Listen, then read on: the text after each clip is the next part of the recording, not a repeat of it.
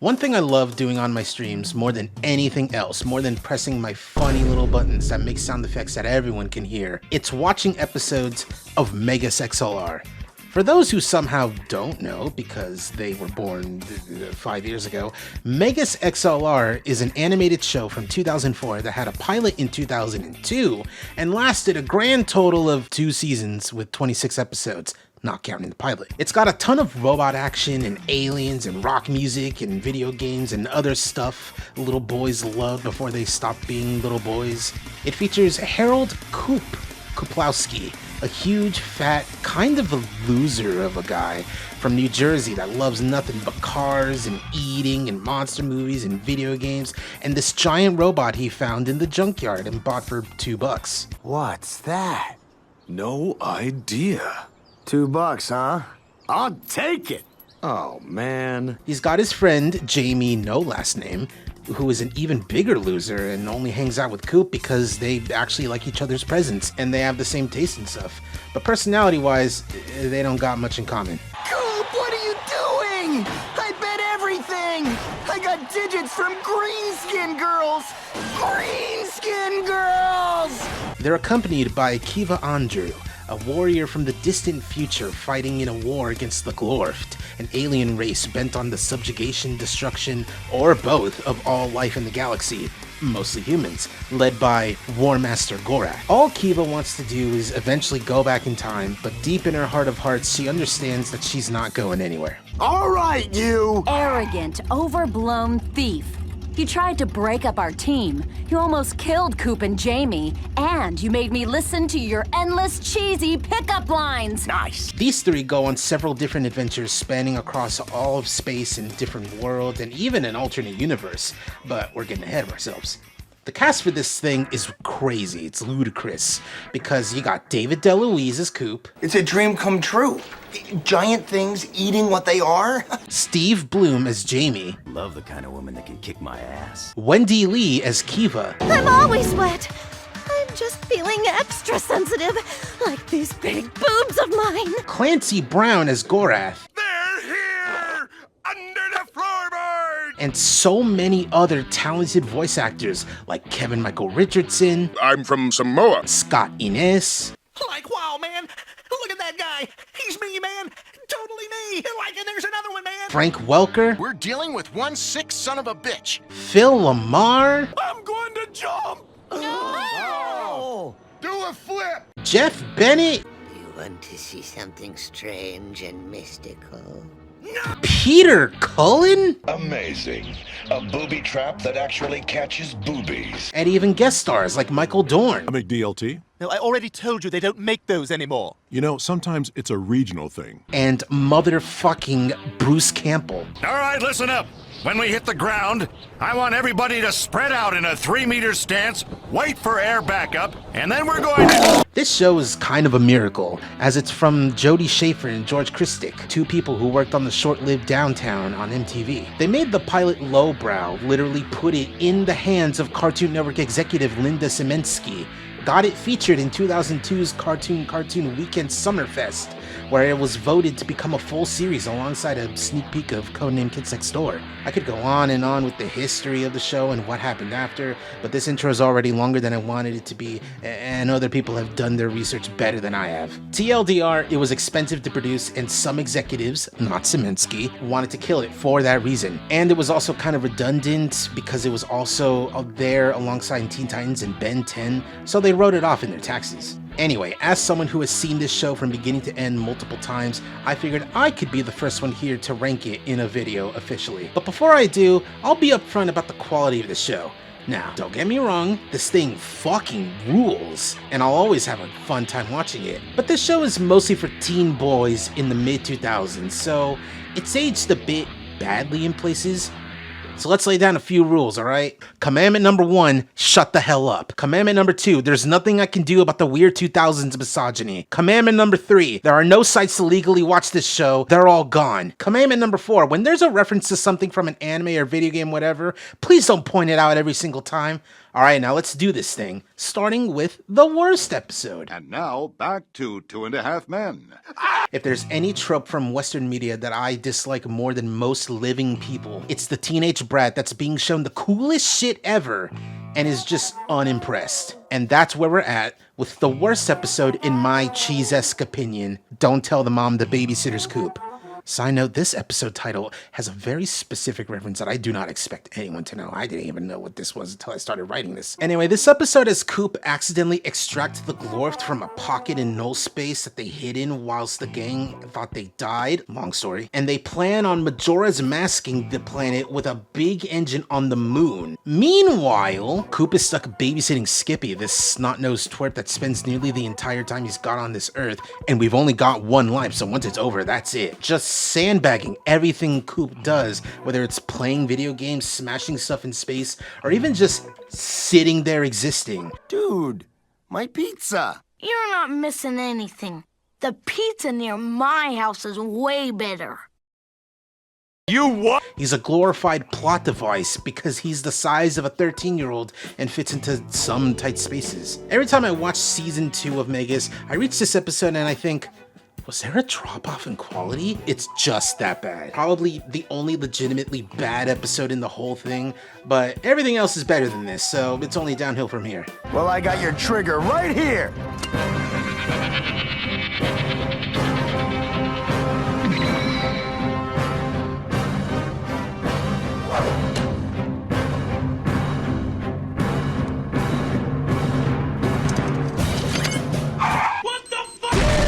Welcome to the Himalayas! Snow cone? Unironically, I forget this episode is a thing almost every single time I rewatch the show. In Ice Ice Megas, Coop and the crew end up on this ice planet with a race of Yeti aliens, and they owe them a debt of protection after accidentally destroying this other big robot that was supposed to protect them from a Jeff Bennett alien robot overlord. Mama warned me about women like you. I was hoping she was right. That is harvesting water from the planet to keep his subjects' cooling systems functioning. It's kind of a weirdly complicated relationship that I feel the episode should dedicate more time to, rather than the weirdly extended climactic battle at the end. It leads to a really funny bit of Coop being a dumbass and not knowing what he did as he destroys the Cyralians, that's what they're called, as well as their home planet, which leads to the ecosystem just changing completely to a bright, sunny one. It's a genuinely horrific situation to find oneself in. Like, imagine the ozone layer just disappearing completely from the Earth and suddenly catching everything on fire. That's almost what happens to these Yetis. But they adapt, so it's fine. Anyway, this episode's kind of whatever.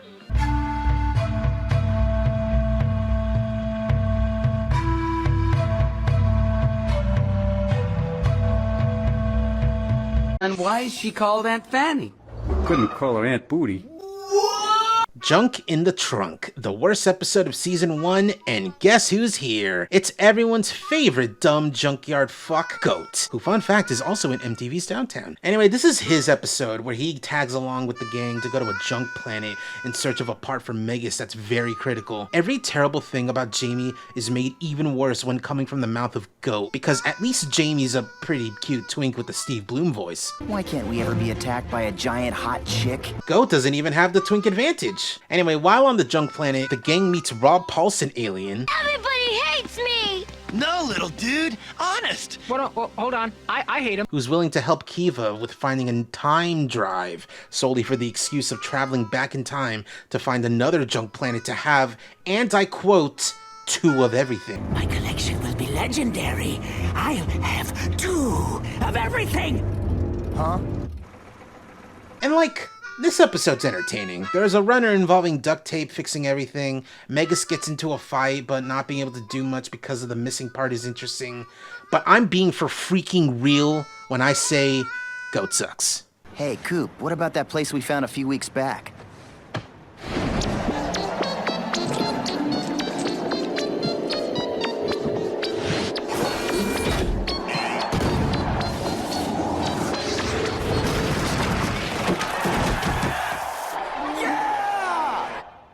Those little guys rocked. It's Ridge Racer.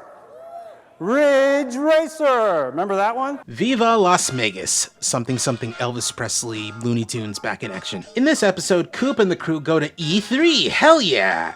No, excuse me, no. It's G3C, the Gonzo Galactic Gaming Convention. Except they get trapped in Area 50 somehow. Not Area 51, that's a hoax to cover up what was going down in Area 50. In there, they discover a vault housing the Wrecker, or reverse engineered combat robot. A big guy whose whole purpose is to eliminate his enemies. Who are his enemies? He doesn't remember. It's actually an interesting kind of wrinkle that I think ended up being more woke than they intended. A weapon made from reverse engineered alien parts for the express purpose of being used by the US government and was abandoned because he couldn't discern between friend or foe. Unfortunately, that's kind of the only interesting thing about this episode, despite taking place in Vegas. Wrecker has the ability to suck power and doesn't leave much in the way of fighting in a cool, brightly lit city. At least there's Phil Lamar in this episode. He's always fun to hear. I've seen stranger things. Anyway, enough about all that bullshit. Can we talk about how Coop not only has nukes, not only just loaded them into Vegas, and not only attempted to use them, but he's actively disappointed when he can't use them? What's the point of having nukes if I can't ever use them? Actual man-child menace. Cancel Coop. See you in health, Candy Boys!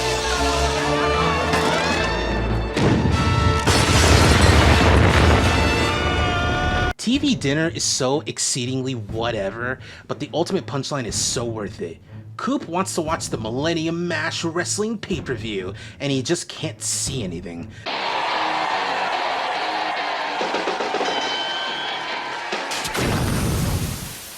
No. So he tries to supercharge the dish, which disturbs this planet-sized creature that eats radio waves, among other things. They go to check the satellite and find the huge freaking thing, which they explore and discover it's alive and try to destroy it to stop it from eating the Earth. They try a bunch of stuff, including an EMP tornado, which was turned into a fridge. But in the fridge lies the Deus Ex Machina of the episode. Legally distinct Pop Rocks and soda, which this show continues to propagate the agenda of this combination of fucking exploding people, but fucking exploding the big monster saves the day. Like I said, exceedingly whatever, but that ultimate punchline though, because unbeknownst to everyone, the Glorft had prepared a weapon to literally annihilate the entire planet. When they prepare to fire it, the planet-sized monster has exploded, and bits of its body hit the ship and destroy the weapon. Even when the Megas crew doesn't know they're doing something, they still somehow beat them. Incredible. Oh yeah, nothing they did fixed the TV, and they just find out Coop didn't pay the cable company. Oh, that's real funny. It's just television. The world can do without it.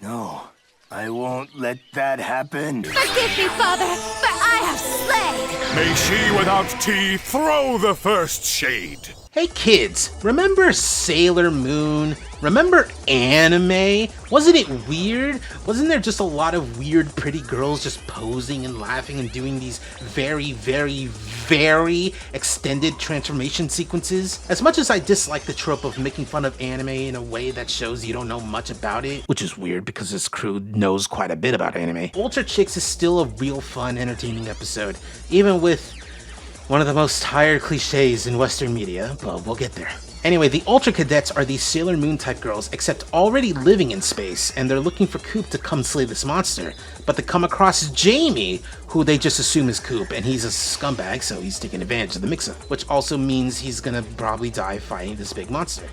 He doesn't, and it all works out like it usually does for guys like Jamie. This whole time you're just sitting there like, man, it is gonna be so awkward when they find out Jamie's a different dude. And yeah, they do.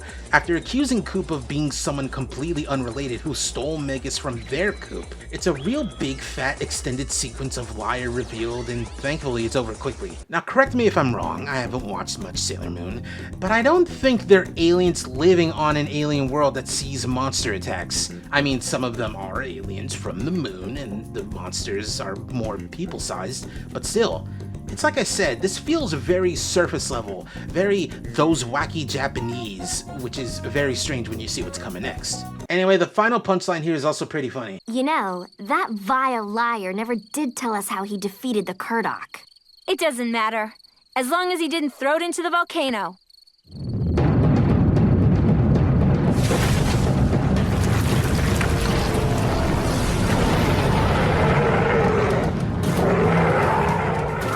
To the dome!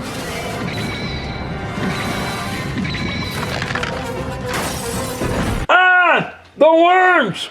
The worms! The worms! Bug in the System is the first episode in season 1 that I watch and I'm like, guess they're not all winners. Coop and the gang are in space doing some training exercise before getting blown the fuck up. Whoops. They get blasted into a ring world that seems to be devoid of all organic life, specifically organic life, because there's a colony of robotic bugs that sense energy and attack Megas, but only if it's moving. The real situation comes when Kiva wants to explore the ring world to see if there's any useful time travel information, since the various structures seem to house data. Coop calls it a library, tells a funny anecdote about libraries, we all laugh. It's an episode that I like, but the general chrome-ish location and the fact that it all kind of looks the same puts me off every time I get to it, before being like, wait, this episode's fun actually. There's a bit where Kiva and Jamie need to kill a queen bug, which is housed within Megas, and Jamie accidentally knocks Kiva's ass out.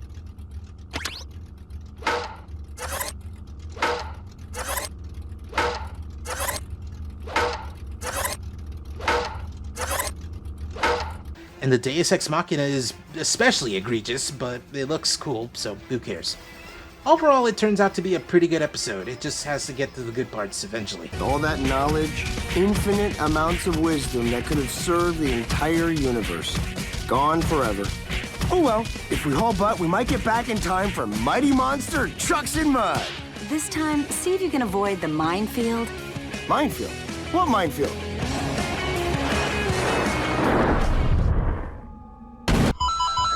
Here's my brother Luigi now to tell you a whole heap of a spaghetti pile of information.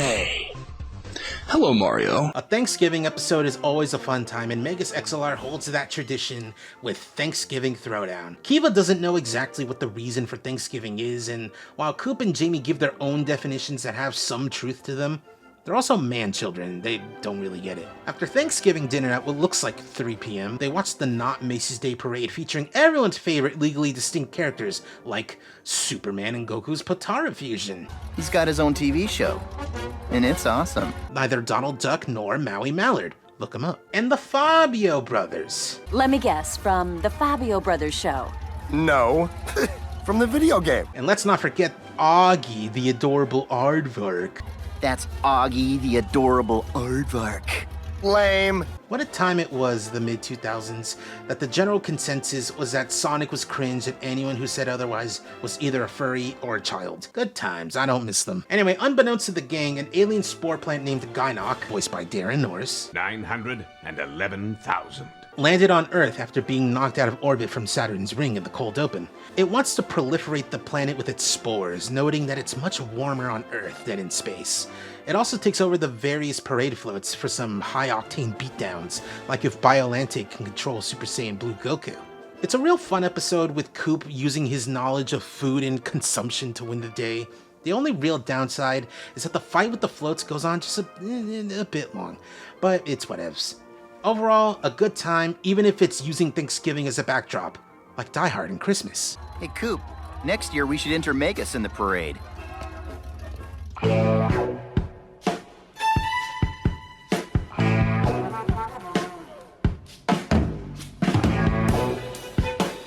Hubba, hubba, hubba, who do you trust? That's right. We're going back in time to the first Thanksgiving to get Commander Andrew off the menu. Even without explicit time travel, there's lots of ways to have fun with the time travel rules, like in Terminator, which is a bit of a stretch for a punny title, but also true both to this episode and the source material. You're terminated, f***er. Oh, that was unduly harsh. Anyway, Gorath has some new toys to play with in the war against Coop and the gang. Camouflage devices that disguise them as humans. They infiltrate a rock show Coop dragged everyone to, including Kiva. who was looking fine as hell, by the way, in order to just enjoy the show, but also show her what a mosh pit looks like. After Coop asks her and Jamie to get food, they discover that the Glorft are in the arena, but they're not after them. They're after this young lady with suspiciously red hair. Yeah, it doesn't take long to get that they're trying to kill Kiva's antecedent. Thank you, Final Fantasy XIV, for the word. This is just a real great time, only brought down a little by Allie, the girl, being just kind of annoying. But I get it. If it turned out I was the progenitor of a space warrior and alien squid freaks wanted to kill me because of it, I'd be a little shrill too. She also gets some nice little cute moments with Jamie, reminding us that people can just be people in the show. Anyway, the moral of the story is that moshing saves the day. Okay, I think I got it. Gorath was trying to change the future by messing with the past, which is the present, right? So the future... No. Wait, I don't understand. Okay, I think I got it. Talk about a splitting headache. S-Force SOS. It's the sequel to the S-Force episode. I'll explain who they are when we get to their debut episode. Anyway, the cold open features the S-Force basically getting fucked up, and only Jax, the purple one, made it out. He tells his Zordon archetype, named Targon, to get him in contact with Coop and Megas for their help. The only problem is, Jax is a weird freak who doesn't speak actual words that normal people understand.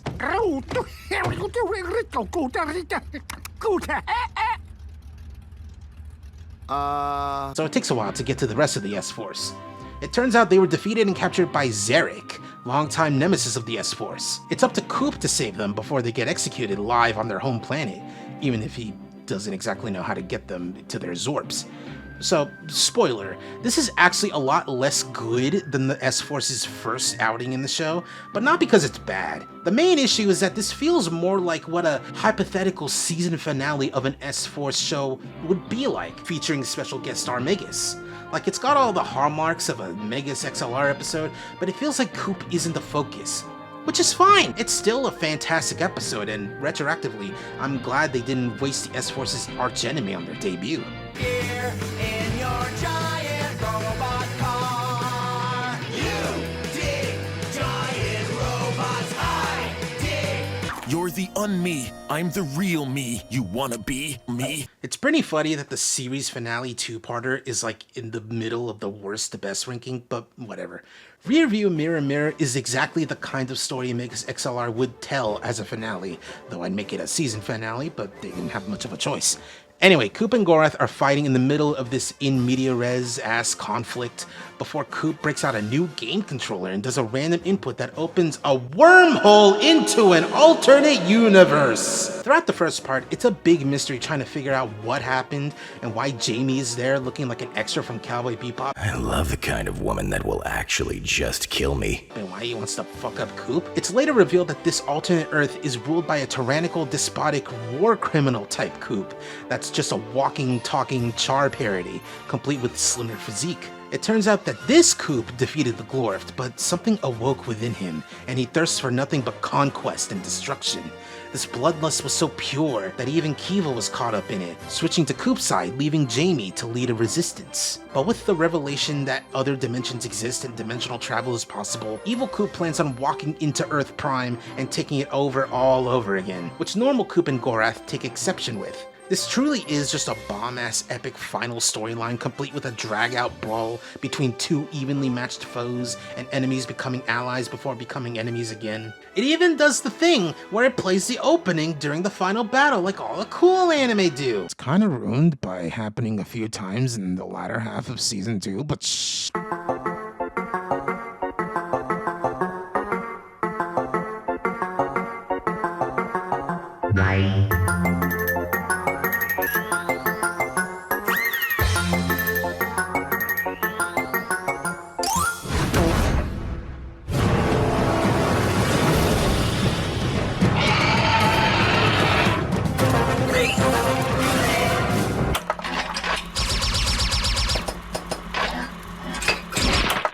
To us in the future, Doc? It's your kids, Marty. Something's got to be done about your kids. What do you mean? Your daughter marries a black man.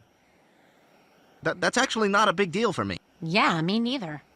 Imagine, if you will, being a small child in 2004. Maybe you've seen this pilot. Maybe the commercials for this new Megas XLR caught your interest because you love big robots. Whatever your situation is, you tune in. You're greeted by this super serious space opera style conflict in the distant future where humanity is on its last legs in this war against an overwhelming intergalactic force of ugly space squid dudes. You see this woman try to get into this big robot and fail, getting thrust back in time alongside the robot and the space squids. You wonder what this has to do with the cool big robot show. Then it cuts to this big fat dude and his scrawny friend hanging out in Jersey, and that's when you realize, oh yeah, this show kinda rocks. Test Drive is the first episode of the show, and basically just an expanded version of the pilot Lowbrow Test Drive. There's new animation for the vast majority of it, but you can tell when they reuse animation based on how characters will look. It's especially apparent when you see the Glorft arrive and start their initial assault, and you see Coop really show off his skills for the first time, including the legendary button slam he does. It's kind of a phenomenal first showing for a new cartoon, and yes, the irony of claiming that the first episode is slightly better than the finale two-parter is not lost on me. Yeah? Well, us Earth Scum have a saying. The bigger they are, the harder they... Alright, halfway through the show, and I feel like it's time to take a break for ads. Is what I would say if I liked capitalism in any way, shape, or form. Instead, all I'm gonna do is remind you guys that I have, quote, merch for sale. And yes, they got shitpost type designs on purpose. I'll make something more normal eventually, you know, if there's a demand. Nah, but something I want to talk about briefly is the idea that it's impossible to make media like this, and usually when people say you can't make shows or movies or games like this anymore, they're usually talking about rampant misogyny or homophobia or racism that was seen as the style at the time, and they're talking out their ass. But with this show, it'd be hard to make this nowadays. Now sure, there's some weird sexism and lol women moments, but that's whatever. You can do something with that and like show that those people are in the wrong and or they're losers. Kind of like how Jamie never gets what he wants with all his objectifying of hot ladies. But when I say it'd be hard to make a show like this nowadays, it's the fact that it's super episodic. There's no space for purely episodic Western cartoons unless it's meant to teach a moral at the end, like your Blueys or your MLPs. Or if it's episodic, then it only starts out that way and then builds a narrative from those little pieces in the first season or two, like Steven Universe or Adventure Time. Just a normal, regular Monster of the Week show doesn't really have a place nowadays. Please, feel free to prove me wrong, whoever, because I'd love to believe a show like this could happen again. There is no greater narrative, it is just random storylines every other episode. But I don't know. I think the fact that it'd be hard to make this kind of show again is a testament to show just how much lightning was stored in that bottle. Anyway, back to the ranking. Why are we watching this? Well, the Universal Monster probably picked it out. He's into stuff like this. Have you ever wanted to have ultimate power? The ability to control whatever you want with the only limit being your imagination? That's what the Universal Remote is for. In reality, it's just a normal remote that can just work from anywhere, and it somehow affects every TV in the vicinity. But try telling that to Skulgar, who wants nothing more than to be the baddest dude in the universe, but he's built like Unicron for ants. But he's also voiced by Jeff Bennett, so it's fine. Who can resist this? This is just a drag-out brawl involving an extended misunderstanding over what a Universal Remote Control can actually do, and of course, it ends with a pretty funny Deus Ex Machina. There's not much more I can say, it's just a really good episode. Now, to finish you for good.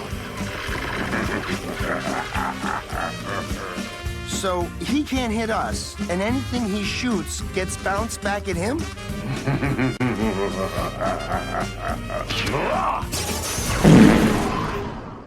it out, eh? It's the Fat and the Furious! The Fat and the Furious starts the way any normal Megas XLR episode starts, with a giant monster that's only tangentially related to what happens later on.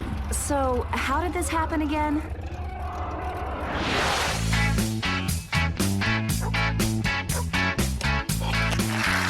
I love fake cheese. Anyway, after this big cheese monster explodes and covertly damages a crucial part in Megas, Coop enters a car show with regular-ish character Tiny, trying to beat him in a contest over who has the sickest ride in the show. This gets interrupted by previously mentioned crucial part, causing Megas to malfunction, just in time for the Glorf to start an assault. Kiva needs to repair the part, and trying to keep it secure while Megas is sorta out of commission is difficult. So everyone, including Tiny and even Go, team up to protect the precious thing. It's a really fun adventure with so many silly twists and turns, and let's not forget that Coop activates a manual mode on Megas, so he can fight the Glorf using Dance Dance Revolution. It's all so much fun, and there's not much else to really talk about, other than this.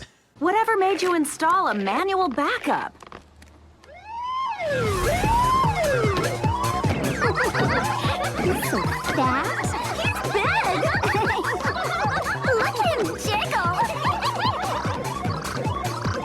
jiggle. It's complicated. I'm back. I play Pokemon Go every day. A better sequel episode than S-Force SOS, IMHO, The Return sees the, well, you know, of Magnanimous, who I will explain later. And he's back to challenge Coop to defend his honor as champion of the Galactic Combat Championship Federation, and pointing out that literally Mr. T, but a robot, is gunning for the title. By the way, T-Bot here is voiced by Phil Lamar doing his Dracula voice. Dracula scrape with his fangs and lick up the blood. Like this. This episode is basically structured as a WWE Royal Rumble, with many different opponents trying to get the title belt one after the other. None of them can really handle Megas and Coop, which is the point, as Magnanimous wants to take Coop out himself as revenge for the brutal defeat he suffered last time. He gets into his own robot, which is basically several Bruce Campbell references all stacked on top of each other. It's actually not a Deus Ex Machina that saves the day this time, but logic, as the gang realize that the bounty put on Coop's defeat doesn't actually exist, which leads to the various fighters turning on Magnanimous, who leaves in a wormhole promising another return in the future. There's also this runner where Coop needs to return a Mothra movie to the video store before it closes and they might revoke his membership. Remember video rental stores?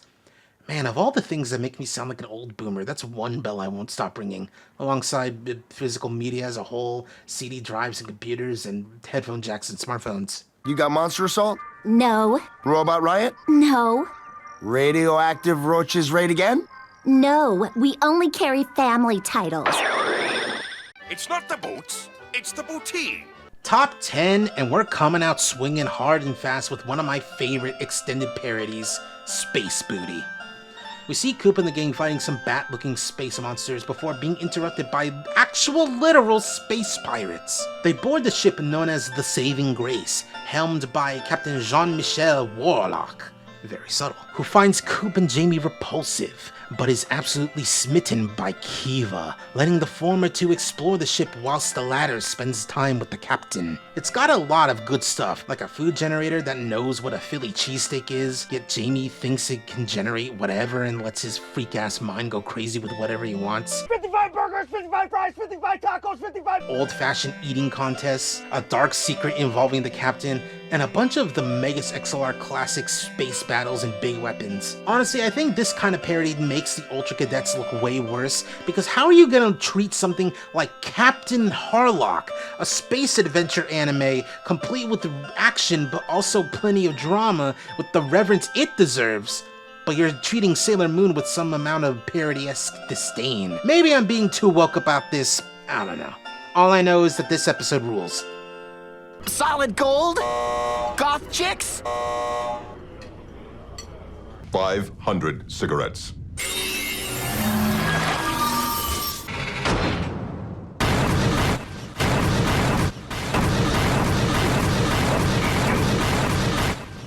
In Dude, Where's My Head, the unthinkable happens.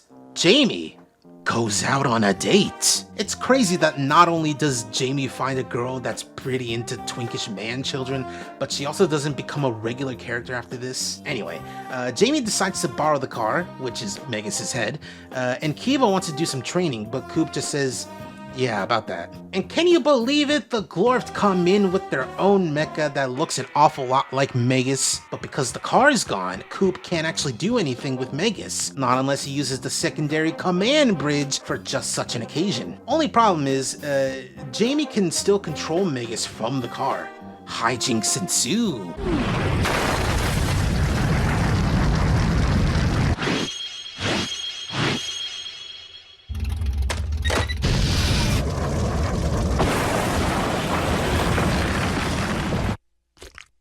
This is genuinely an exciting episode where you don't actually know how things could possibly resolve. Like, there's gonna be some ass pull near the end to save the day, but you're never actually able to guess how it'll go down, especially with how it's Jamie that's the linchpin and everything. Oh yeah, the girl's also named Gina, and she's played by Rachel McFarlane. Didn't mention that. Gucci Mane, I'ma straight up murder you. I was here before you, I'll be here long after you, Gucci Mane. Also, the fake Megas is very clearly Mecha Godzilla, but not a kaiju. Anyway!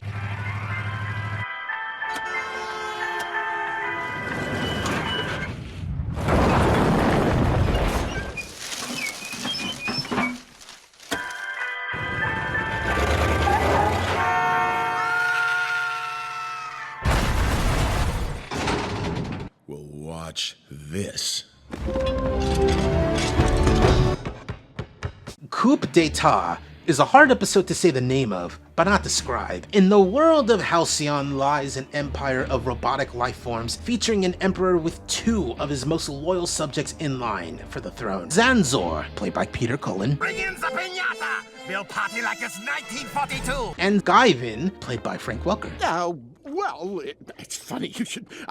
see, George, they're onto us! Megas teleports in and ruins the brazier with an eternal flame before immediately teleporting out. The Emperor declares that whosoever can kill Megas and avenge the eternal flame of Azeroth will be the new Emperor. One thing I've discovered is that my favorite episodes are either hilarious pretty much all the way through. It'll be just like that time at band camp when they brought in the piñata.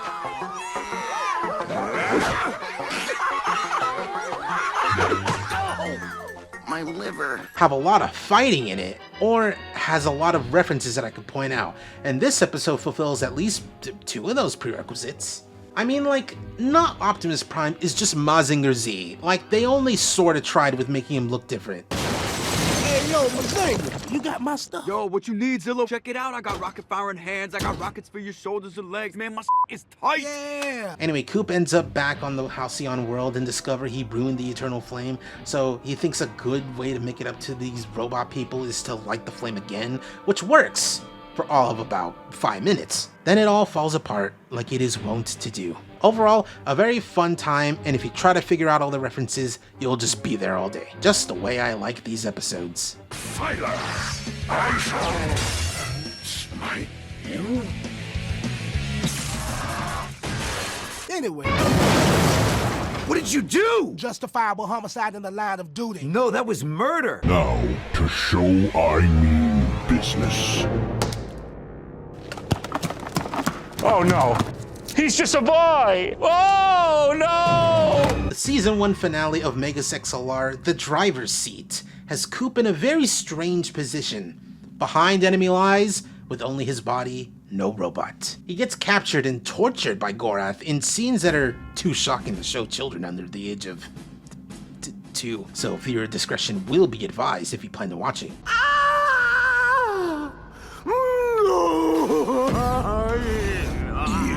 Want this? You slimy green sucker! Tell me how to control the prototype's time drive! No way!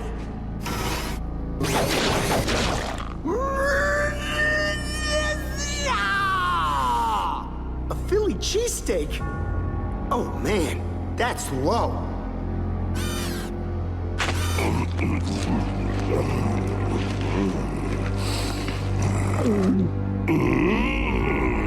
It's a big departure of what came before, focusing more on Coop trying to make it without any help from Jamie, Kiva, or Megas. Just his wits and physical prowess? Yeah, let's go with that. Anyway, the conflict ends with Megas taking some sort of serious damage, something a lot more brutal than episodes before. But Coop still wins in the end, and we're led to believe that the Glorft are just fucking dead. They go so far as to play a montage during the credits like an in memoriam to War Master Gorath of the Glorft, when in like 2 episodes or 6-ish months in the real world, we found out he's fine. Ah, whatever, great episode. I'm ready for you to save the world now, Coop. Yeah. Where's that save the world button again?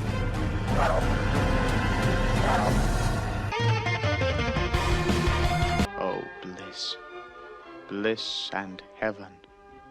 Oh, it was gorgeousness and gorgeosity made flesh. The title A Clockwork Megas should be sending at least a few red flags if you know what the reference is, but we'll get there. Coop and the gang somehow end up on a very nice pastoral world, which has grass being attended to by a kind and polite robot, other robots tending to a garden, and other robot individuals just kind of being happy. When being asked how to leave the planet and return to Earth, one robot remembers that they can fly, and is immediately fucking annihilated by guards. I can fly! Yeah, make another one remember something, Coop. The gang realizes something isn't right, and find out that this isn't a peaceful world, it's a prison world, run by the warden, Clar, played by Peter Cullen. 'Cause I'm coming. He's coming? It's revealed that these robots aren't being rehabilitated, they're being reprogrammed, basically brainwashed. I won't exactly spoil what happens in this episode, other than Coop winning, but keep in mind that the episode is a reference to A Clockwork Orange. Or don't. It's fine. Not everyone can watch every movie. Hey, while I got you here, did you know that the original ending / final chapter of A Clockwork Orange was so bad it was removed in the international publications? TLDR, Alex, the main character, goes through some hell with the mental reprogramming that he went through in prison and tries to take his own life, leading to the government giving him basically all the second chances he wants as an apology, where it's revealed that the reprogramming didn't stick forever. But in the original final chapter, it's implied that it did, and you read about Alex basically having a nice life with a cushy government job, and he's married and he's basically just being a good boy. Needless to say, some readers felt it was unsatisfying at best, and pro-parliament propaganda at worst. Anyway, this is the best episode of season 2. Moving on! This device must only affect a robot with an artificial intelligence operating construct. You hear that? You can't do nothing to us because we don't have intelligence. I just wanted my Mega Slush! Have you ever struggled to get just one thing? One simple thing that should be so simple to acquire, but things seem to be getting in the way to an absurd degree, keeping you away from that which you desired most in that hour? That's the struggle Coop has to deal with in All I Wanted Was a Slushie. I mean, the title alone sells the sheer desperate desire, but also annoyance of that situation. The episode revolves around one of the funnier guest stars, Michael Dorn. You can both suck my ridges. As the Regis, a nanomachine-based robot that is designed only for destruction, annihilation, devastation, messats. The dramatic-ass music as this little spider robot goes around declaring how unstoppable he is will never not be funny.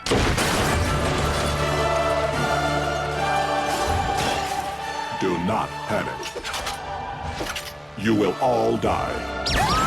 Megas tries to balance destroying the Regis and getting a Mega Slush, which proves to be extremely difficult. It gets to a point where he destroys every single Mega Slush machine in the greater Jersey City area, but Regis has not only come back, but absorbed construction equipment and even multiplied. Megas is overheating, and Kiva discovers Regis' weakness in a scene that's really dire and dramatic, like it's framed like a series finale. Sorry, Megas. I love you. Nah, it's fine in the end. This episode is one of the more iconic ones in the series, and part of that is the impeccable performance by the aforementioned Michael Dorn. How long have we known each other, Lulabelle? Let's see. About 4 years, I reckon. Oh, wow.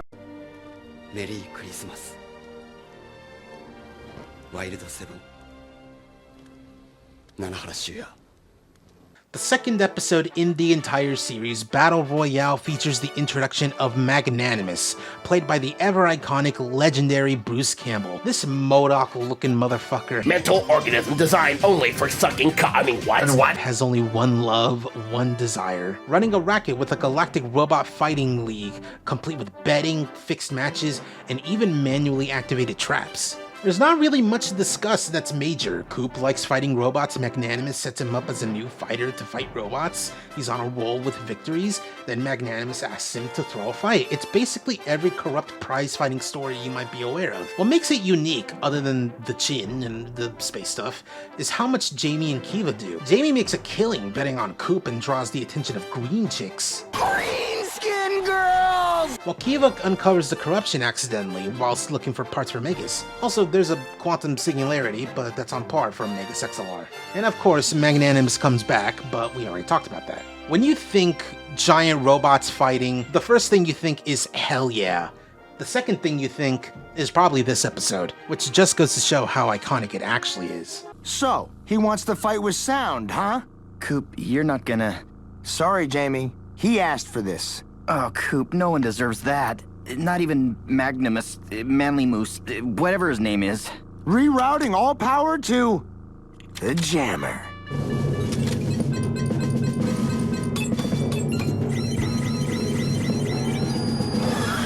Where's he going? I never installed anything called the Jammer.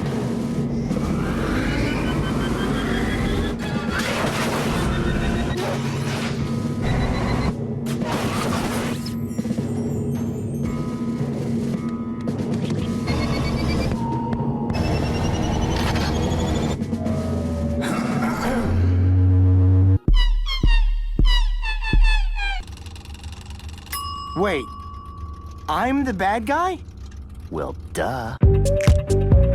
Deep within the far reaches of the universe, a group of heroes look on in horror as a giant mechanical monster piloted by a being of true evil causes damage upon a world. Who could do something like this? How could they? Cut to Coop at a hot dog eating contest, absolutely destroying the competition. This is The Bad Guy, a true classic of Megas XLR. The S-Force make their debut appearance. There's Argo, played by Scott Innes. I'm as cute as a Powerpuff Girl! Mac, Jax, Sloan, and Duchess, led by Targon. They're here to vanquish evil before more innocents are destroyed, but, you know, small miscalculation. Megas XLR takes place in a universe where collateral damage is totally ignored or even encouraged. But the S-Force don't know that, and they're gonna kick Coop's ass before Coop somehow teams up with Ender, one of several S-Force baddies. It's a real fun one, with something I feel people have forgotten about. Campy, layered anime and TV references that are meant to entertain first and look cool second. They truly don't make things like classic Gatchaman, Voltron, and Super Sentai anymore, especially the third one. This is one of the all-timers. When you think Megas XLR, you think this, Battle Royale, the Mega Slush episode, and the episode in the #1 spot. But number 2 is a little more personal. Well, personal to millions of Americans. Hey, check me out, yo. Rock on! Word. Sir, did you fill out the 1170? I think I did. Did you fill out the 1170? I filled this out. That's the 1190. You're gonna have to go stand in the blue line. Look, I was sir. already in that line. Sir, don't get snippy with me. Well, I've been here all morning. That is not my prerogative, sir. I wait in one line. They send me to another line. You know They what? send me You back can always call to make an appointment. I'm trying to call. I can't get through. The line's always busy. It's ridiculous. Go wait in the appointment line. Then. I don't want to Sir, wait. I've got a job. I don't have all day. I can't say this. You're gonna have to take that somewhere else. All right, you know what? I'm on break. There is one thing the average American hates more than women's libbers, gays, environmentalists, several minorities, the homeless, couple of religions, anorexics, obese people, the handicapped, old farts, baldness, and people who walk real goofy because they just had a vasectomy. And it's the Department of Motor Vehicles. In DMV, Department of Megas Violations, Coop and the gang beat up this bounty hunter and her mind-controlled muscle, and then go celebrate with some food. But they find out Megas has somehow been towed and is in the impound lot. Realizing that his license is expired, Coop and Jamie, because he's got nothing to do, enter the worst place to go to willingly, the DMV. It's every DMV stereotype you can imagine, and it's not even exaggerated. This episode is non-fiction, especially the B-plot, where it turns out that the bounty hunter isn't after Coop or Megas, but she's after Kiva, because word has gotten out in the galaxy that she's from the future, and people are willing to pay a pretty penny for information on events that haven't happened yet. Both of these plots are happening concurrently, and it's genuinely hilarious how it cuts to high-octane action and just the most boring, miserable situation you could find yourself in the first world. Honestly, this one scene, extremely relatable. I wish this happened every single day.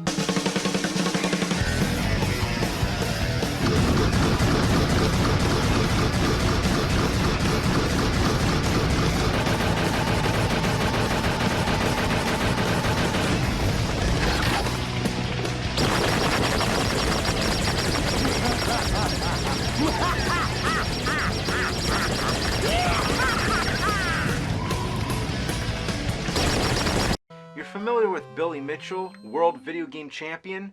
He could probably do it. So I gotta find a way to harness his power, and I think I found a way. That's right, we're gonna cheat. What some would consider the best episode of this show can be debated for minutes, hours, days even. Every single one has something that everyone likes, except Skippy. And there's always something that a viewer will appreciate in any given episode over any other episode. But for me, the best episode has to be Breakout. In my mind, it's the quintessential episode of Megas XLR. It's got an intimidating bad guy with a cool design that Coop somehow summons. It's got epic fighting for most of the runtime. It's got references to nerd shit. It's got the funnies. It's even got a genuinely hilarious Deus Ex Machina that saves the day. To me, Breakout is the Megas XLR episode. It's the episode that I can pop on and still get a good laugh at the fact that the cold open takes place almost 2 trillion years in the past. The fact that a gamer tries to claim that he's better than Coop because he plays a Smurf spoof game to completion. Skeleton Racer? High score champ. Phlegm Factory 5. Importer Domestic Edition. Demolition Derby dunces? Played it this morning. Love those lerps. 7. Those cheesy little orange elves from that preschool show? No. Ha! In your face, I win. Ha ha! Oh yeah, you win. Don't listen to him, my precious. Or even the entirety of Jamie and Kiva's B-plot, where they go to the mall and Kiva just looks good in everything because she's a bad bitch. I can think of no single specific problem with this episode. It is just that good.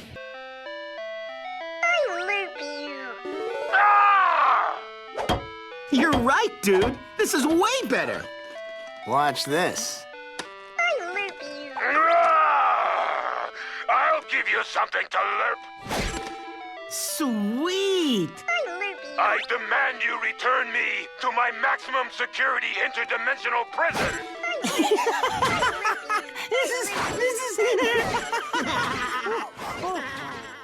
And that's the ranking. The show as a whole is so good that it makes you wonder how it was canceled. Well, that's the thing. It's so good that it had to be canceled. You look at the designs of these robots and monsters, and they're so detailed. I don't know if you guys know anything about animating, but trying to stay on model whilst animating is a nightmare. Which explains why weekly anime releases have those funny low detail faces or things in the background, because keeping everything on model all the time is difficult even with a huge budget and plenty of time. Megas XLR keeps everything on model because that's how you did animation in America at the time, which necessitated big budgets and talented crews. It required so much money and manpower that some scenes resorted to recycling clips and images sliding around and repeating frames. The soundtrack features a bunch of licensed tracks or songs from movies and television. There aren't as many original tracks as one would think, as seen in my copyright thing when I streamed episodes so long ago. All of this is to say that Cartoon Network would want to drop this show, but they can't just cancel it with no reason. So executives pushed it around the schedule, and before people knew it, the show was not only over, it was written off in their taxes. You cannot legally stream or purchase this show anywhere outside of secondhand listings online or the iTunes release from like 750 years ago. This was not the only tax write-off show Cartoon Network did away with, as IGPX had the same fate. but he came back for another season after mountains of paperwork. I can only hope Megas XLR can come back in a similar way, as well as other action-centric episodic shows not following a greater storyline. They call back to a simpler time, where you'd get up at an early time every Saturday to see what kind of madness Coop gets up to. After all, you dig giant robots, I dig giant robots, and most importantly of all, chicks dig giant robots.